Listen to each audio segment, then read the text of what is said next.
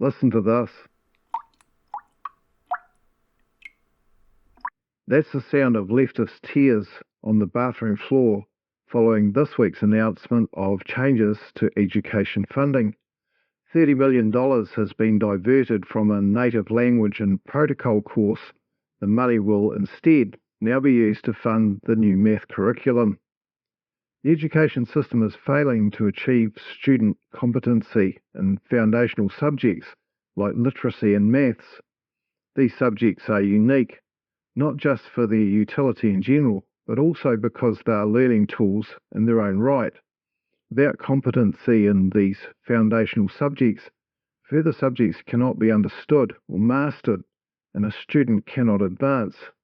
According to the Minister of Education, Erica Stanford, only 22% of Year 8 students achieved competency in maths. That drops to 12% for students who self-identify as being of Māori ethnicity when they enrolled. The minister didn't explain the disparity. Diverting money from a native protocol course to fund a foundational subject is a great idea. The problem is that the $30 million has been taken from a $100 million fund. What that means is that while a group of students who self-identify as Māori are hopelessly failing at maths, we're spending $70 million teaching not the students, but the teachers themselves, the native language and protocols that their underachieving students identify with. And by the way, these teachers are predominantly middle-aged female Europeans indoctrinated into far-left ideology.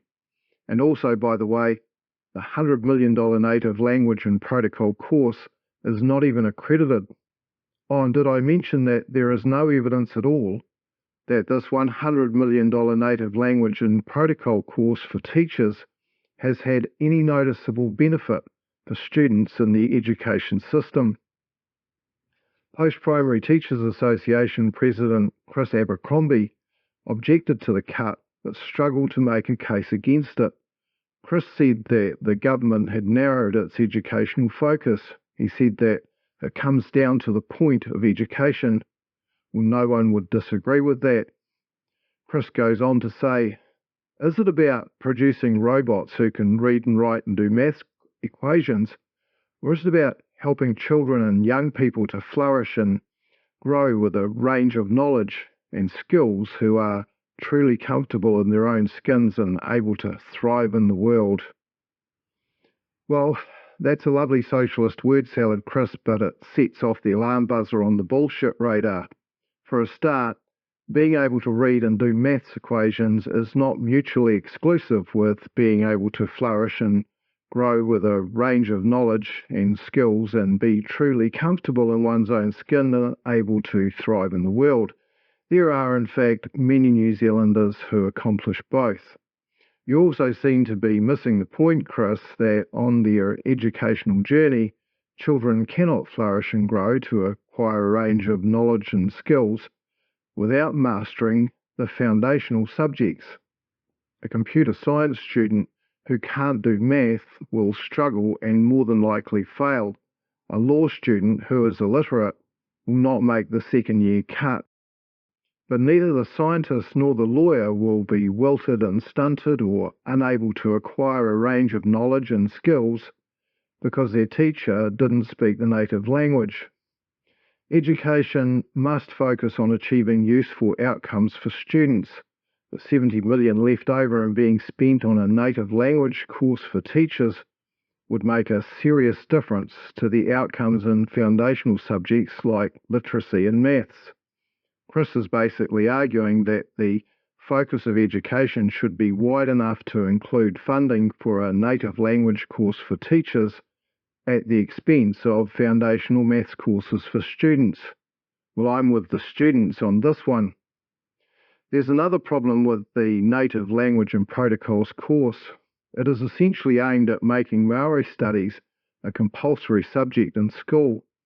Māori is an ethnicity which, to quote the government, people self-identify with or feel they belong to and perceive a measure of cultural affiliation with. Students select one or more ethnicities when they are enrolling, and there is no control to ensure that the student's ethnicity aligns with their ancestry. In other words, Māori is an ethnic cultural identity which amounts to an ideology open to anyone. How is that different to a religion?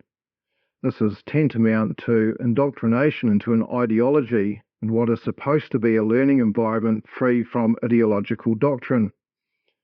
Our schools might have achieved a measure of secularism, but freedom from religious ideology does not include freedom from other ideologies. In this case, an ethnic cultural ideology is being forced on students who do not identify with that ideology. Our current crop of school teachers are heavily involved in gender ideology indoctrination, political influence, and pushing the Māori grievance narrative. There are two credible sides to that narrative, but only the far-left revisionary version has found its way into our school education system. From preschools to universities, far-left socialists have hijacked our education system and turned it into a factory, producing the very robots that Chris Abercrombie says he objects to. Only these are not literate robots that can do math and think critically.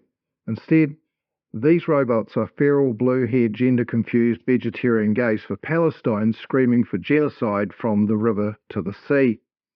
The 30 million being put back into maths is a good start, but the other 70 million needs to be redirected back into foundational subjects to ensure that the competency outcomes rise to acceptable levels. Chris is right. It's all about priorities. It's just that he has his in the wrong order.